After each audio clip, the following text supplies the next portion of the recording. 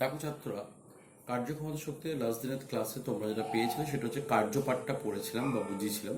আজকে আমরা যেটা নিয়ে আলোচনা করবো সেটা হচ্ছে ক্লাস 9-এ তোমাদের টপিকের মধ্যে ক্ষমতা পাঠটা নিয়ে আলোচনা করবে। অর্থাৎ ক্ষমতা বা পাওয়ার বলতে পারো। অর্থাৎ যে কোনো একটা নির্দিষ্ট পথে বা গতিশীল বস্তু বা যে কোনো ব্যক্তির বা যে কোনো যন্ত্রের সবারই একটা নির্দিষ্ট ক্ষমতা আছে, মানে যেই কাজ করছে সেই প্রত্যেকে যে কাজ করছে তাদের একটা ক্ষমতা আছে। যেমন ক্ষমতা বলতে কি বুঝবে? খুব সহজভাবে তোমাকে যদি বলি যে একটা অঙ্ক দিলাম, দিয়ে বললাম অঙ্কটা সলভ করে দাও, চারজনকে অঙ্কটা দিলাম, দেখা গেল একজন খুব তাড়াতাড়ি দিয়ে দিল, একজন একটু লেট করে দিল, আর একজন হয়তো অনেকটা পরে গিয়ে দিল, বাট সবারই কিন্তু অঙ্কটা ঠিক হয়েছে। শুধু ডিফারেন্সটা কত হলো? সময়। একজন খুব তাড়াতাড়ি দিল, যে সে তাড়াতাড়ি সময় মানে খুব দ্রুত মাত্রায় দিয়ে দিল, মানে এটা নিশ্চিত সময়টা কম লাগলো।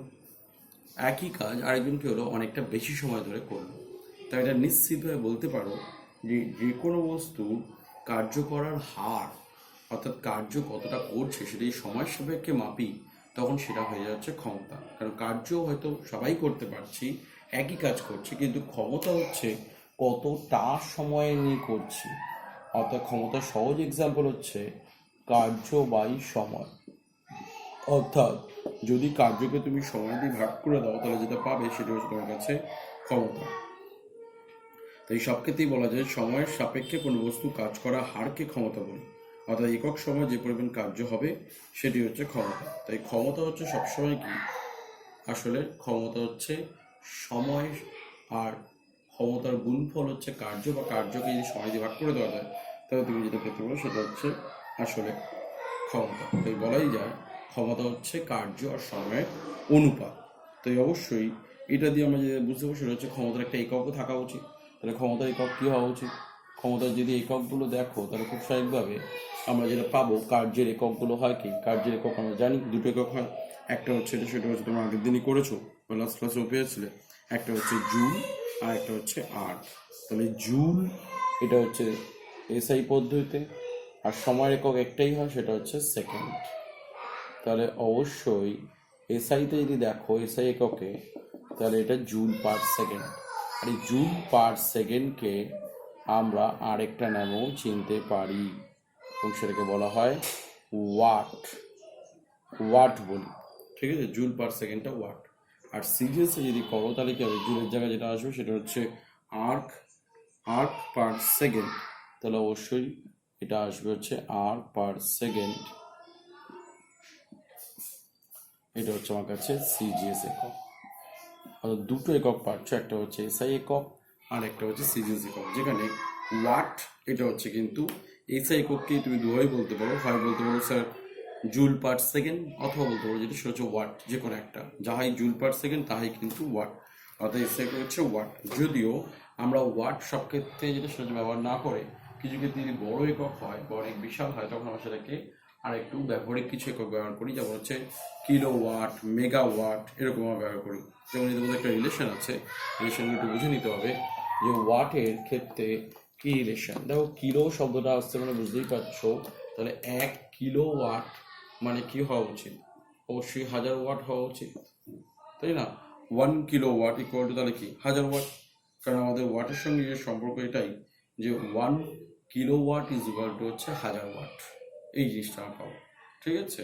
আবার একইভাবে যদি দেখো মেগাওয়াট, 1 মেগাওয়াট যেটা বলা হয়, এম দিয়ে আমরা রিপ্রেজেন্ট করি MW, তাহলে এক্ষেত্রে এটা সেটা হচ্ছে ওয়াটের রেসপেক্টিভ দেখা যায় 10⁶ ওয়াট।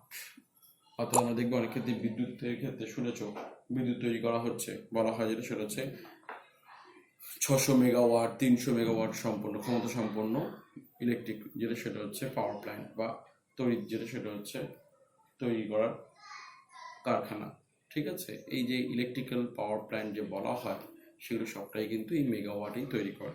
আর এটা ছাড়াও আগের দিনও ইউজ করা হয়, এখনও তোমরা দেখবে যদি বাড়িতে পাম্প থাকে, জলের পাম্প, তাহলে জলের পাম্পে দেখবে লেখা আছে 1 HP হর্স পাওয়ার বা 2 HP।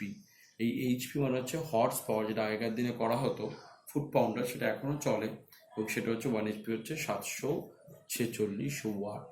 তাহলে এই রিলেশনগুলো একটু মাথায় রাখতে হবে, যাদের মধ্যে আমরা রিলেট করতে পারি। অর্থাৎ ক্ষমতাকে আমরা বেশ কিছু ব্যবহারিক একক ব্যবহার করি, তার মধ্যে একটা হচ্ছে 1 kilowatt is equal to 1000 watt, 1 megawatt equal to 10⁶ watt, 1 HP বা horse power equal to 746 watt. ঠিক আছে।